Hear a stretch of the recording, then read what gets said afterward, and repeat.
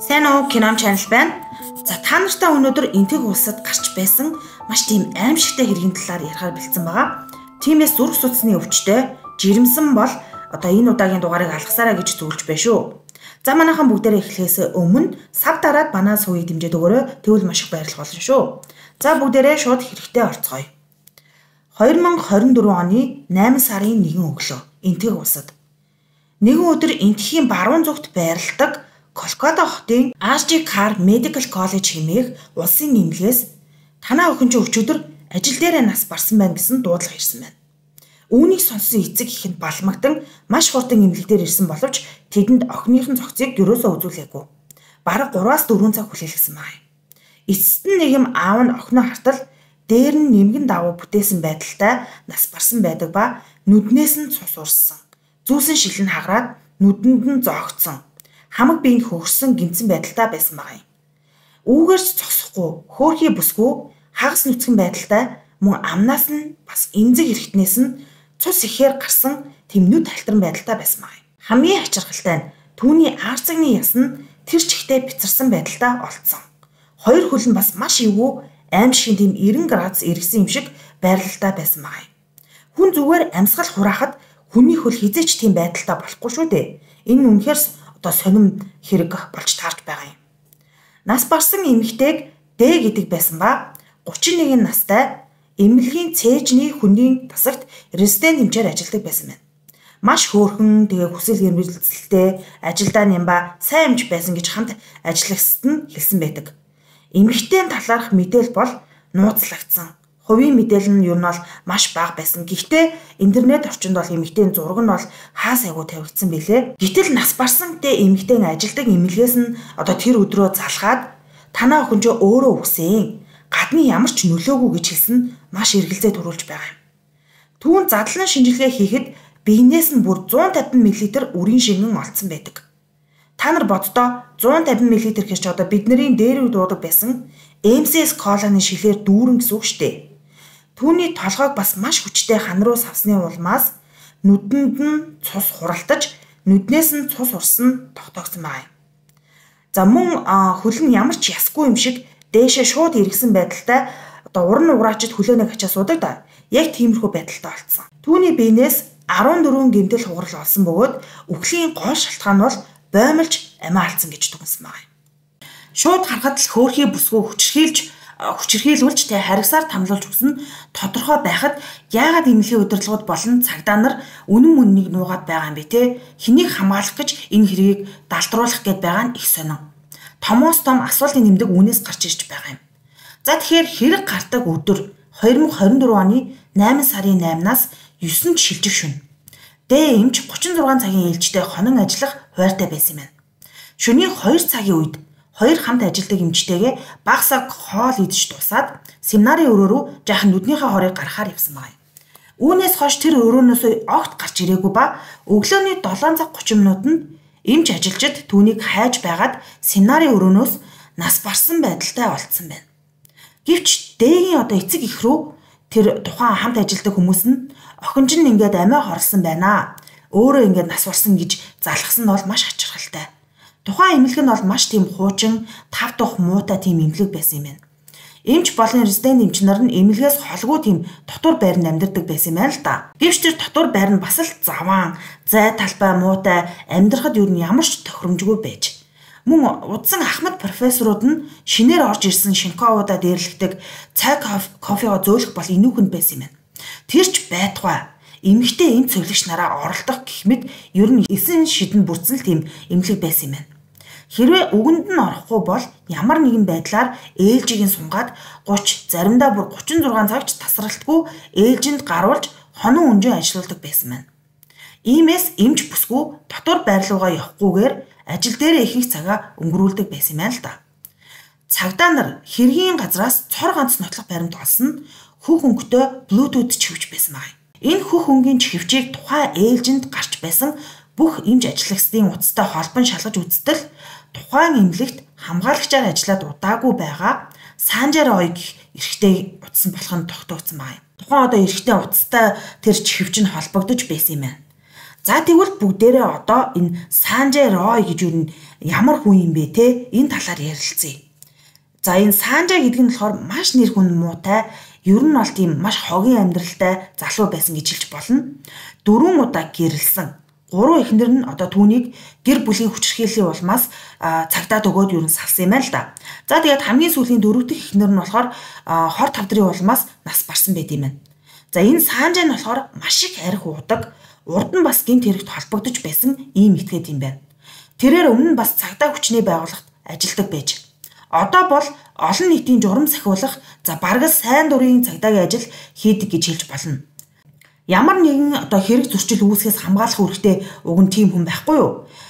Тухайн хэрэг гардаг шөнө Санжай ажил дээрээ сохтуу мөн хамтран ажиллагчтайгаа насанд хүрэгчдийн маш тийм садист эвгүй бичлэгүүдийг хамт үзэж байсан тогтоогдсон байна. Цагдаа нар түүний ажлын байрнаас маш олон тооны насанд хүрэгчдийн садар самуун бичлэгүүдийг олсон байна. За Санжай тухайн шөнө эмнэлгийн камерт шөнийн 4 цагт дэ эмчийн амарч байсан 3 давхрын тухайн одоо семинарын өрөө рүү явж байгаа нь бичигдсэн байдаг. 40 минутын дараа холгүй байрлах дотор байрлууга ийм цус болсон хувцастайгаа юу ч болоогүй юм шиг амархаар явж байгаа нь бас бичигдсэн байна. Тэрээр баригдахдаа ямар ч гимшилгүй, тоомжгүй байсан бөгөөд ямар ч өөрийгөө буруутгасан тийм байдалтай харагдаагүй байна. Гэхдээ энэ хэргийг бол нэгэн хүн хийсэн гэд бол яавч биш байгаа юм л да. Учир нь гэх юм бол эмэгтэй биенээс маш их шарх сорив урагдал тэгээ бүр 150 мл үрийн шингээ олцсон шүү дээ. За нас бит гүйтсэн эрэгтэй хүнээс яг шинжлэх ухаанаар бол батлагдсанаар бол ойролцоогоор хамгийн ихтэй 15 мл үрийн шингэн гард юм байна. Тэгвэл 150 мл гэхээр дор хаяж 8-аас 10 хүн оролцсон байж болцсохгүй гэсэн таамаг байгаа юм. Цагдаа нар бол Санжайг одоо хэрэгээ хүлээсэн гэд хэргийг юу н хаах сонирхолтой байсан. Гэвч эрүүл ухаанаар бодсон ч гэсэндээ 30 минутын дотор нэг хүнээс тийм их шингэн гарна гэж байхгүй шүү дээ. Бас тэр хэсгийн хэргийг ганцаараа үлдэн гэж байхгүй. За мөн тухайн шөнө тэгж их эсэргүүцэж ойрлж аимшигт хэрэг гарч байхад нэг ч юм сүлэг сонсоогүй гэхээр бас үнэхээр сэжигтэй. Яагаад тэгэхээр энэ хэрэг нь ямар ч хүн байхгүй ууланд ч юм уу те хол газар үлдэгдээгүй бүхэл бүтэн эмнэлэг дотор үлдэгдсэн хэрэг шүү дээ. Тиймээс энтхийн FBI шиг CBI мөрдөх газраас хэргийг бүр наривчлан шалгахаар болсон юм байна. Яагаад гэвэл энэ хэрэг тухайн эмнэлгийн удирдлагууд хамаатай байж болцсохгүй гэж үзсэн. Тэгэхээр хэрэг бүр улам яривхтай даймжирч байгаа юм л та. Энэ эмнэлэг нь улсаас санхүүждэг улсын эмнэлэг юм байна. Гэвч маш одоо олон өвчтөе зовлонтой ядуу хүмүүсээс мөнгө авилгал одоо авч хин илүү их мөнгө өгснийг нь төрүүлж үзэж шинжилгээ авт юм байна. Мөн тухайн эмнэлэг нь эм тариаг хууль бусаар дамлан борлуулдаг гэсэн яг нотлогдоогүй ч гэсэндээ тийм яриа хүртэл гарч ирсэн юм байна. Үүний цаана эмнэлгийн захирал нь бүх бузар булхаа хийдэг гэж байж болцсохгүй гэж хүмүүс таамагласан юм байна. За эмнэлгийн захирал нь бас улс төрийн нөлөө бүхий хүмүүстэй холбоотой тэр хүмүүс нь одоо энэ хийгээд байгаа бүх гэмт хэргийг нь нуунд харагдуулах гэсэн таамаг бас байд юм байна. Гэхдээ энэ таамагуд нь бол бүгдээрээ яг нотлогдож чадаагүй. За нас барсан эмчтэй яг энэ талаар өмнө нь гэр бүлтэй мөн найз залуудаа хэлж байсан юм байна. Тэгээд баг багаар энэ эмнэлгийн бузар булхаа материалуудыг цуглуулж байсан гэж таамагладаг. За үүнээсээ болоод эмнэлгийн удирдлагууд тухайн эмчийн үхлийг албаар ингээ хийчүүдээ те хүчин мэд харагдуулах гэж зохион байгуулсан хэрэг байж магадгүй гэж ард иргэд юу нь бол таамаглад юм байна. Учир нь хэрэг гардаг өдөр бусад ээлжинд гарч байсан бүх эмч ажилчид юу сонсоогүй мэдээгүй гэхээр маш гайхалтай. 5 давхар байрлах дотор мэдээж тухайн эмэгтэй бол тарчилж ойрлж чарлж байгаа шүү дээ. Тэрийг сонсоогүй хүн байна гэхээр үнэхээр тийм хачирхалтай хэрэг болоо явчихж байгаа байхгүй юу? За энэ эмнэлэгт 2020, 2021, 2023 онд ажиллаж байсан эмч нар амиа хорлсон, нас барсан хэрэгүүд хүртэл удаа дараа гарч байсан юм байна. Хэрэг гарахаас 2 сарын өмнө хамт ажилладаг байсан дадлагжигч эмч нар нь дэ эмчээс юу нь бол зайгаа барьж дээрлэхэж хэлсэн байгаа юм. Энэ хэргийг эмнэлгийн удирдлагууд юу нь нуунд харагдуулж хэргийн үнэн мөнийг олоход туслахгүй байна гэж үзээд маш олон хүмүүс ард иргэдээ эсэргүүцлийн жагсаал юу нь зохион байгуулж эхэлсэн. Энтэг улс даяар хүчирхийллийн эсрэг олон хүнийг хамарсан жагсаал болж хүмүүс эмч хүн өөрийн ажлын байранда бүр эмнэлэгт хүчирхийл дүртэж байхад бидний охид хаана юу н аюулгүй байж чадах юм бэ бүр уйлж исэн ээжүүд. Энэ хэрэг бол үнэхээр цочроо өгсөн энтэг хүмүүст. Хүмүүс эмнэлгийн захирлыг буруудаа гэж үзээд маш их уурсаж олон нийтийн сүлжээгээр эсрүүцлээ маш их илэрхийлж байсан юм байлээ. Тэгээ мөн эмнэлгийн захирлыг ажлын өрөөнд нь оруулахгүй энэ хэргийн үннийг заавал илчил гэж шаардж байсан. Ард иргэдийн эсэргүүцэл шалбар маш хүчтэй байсан болохоор энтхийн мөрдөн байцаах газраас хүртэл бид нар чадах бүхнээ хийж байна. Та нар баг зэрэгээ төвчээртэй байгаа ч гэж бүр мэдээлэл хүртэл гаргаж байсан юм билээ. За мөн задлан шинжилгээний дүнгээс 150 мл үрийн шингэн нь 3 хүнийх байж магадгүй гэсэн урьдчилсан тийм таамаг бүхий дүгнэлт гарсан байгаа юм.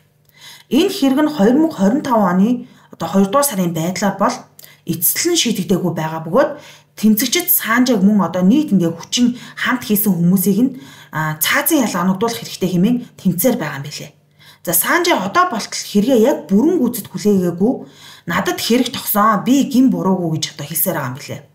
За их сурвалжийг бол BBC мэдээлэлээс авсан байгаа. Тэгээд хамгийн сүүлийн үеийн тоо баримтаар энтхэгт нэг жилд 445 мянган хүчингийн холбогдлолтой гинт хэрэг бүртгэгддэг гэсэн ийм аимшигтай тоо байгаа юм. Тэгэхээр энэ болохоор ойролцоогоор цагт л хэд 51 хүчингийн хэрэг гардаг гэсэн үг шүү дээ. Үнэхээр аимшигтай тоо баримт.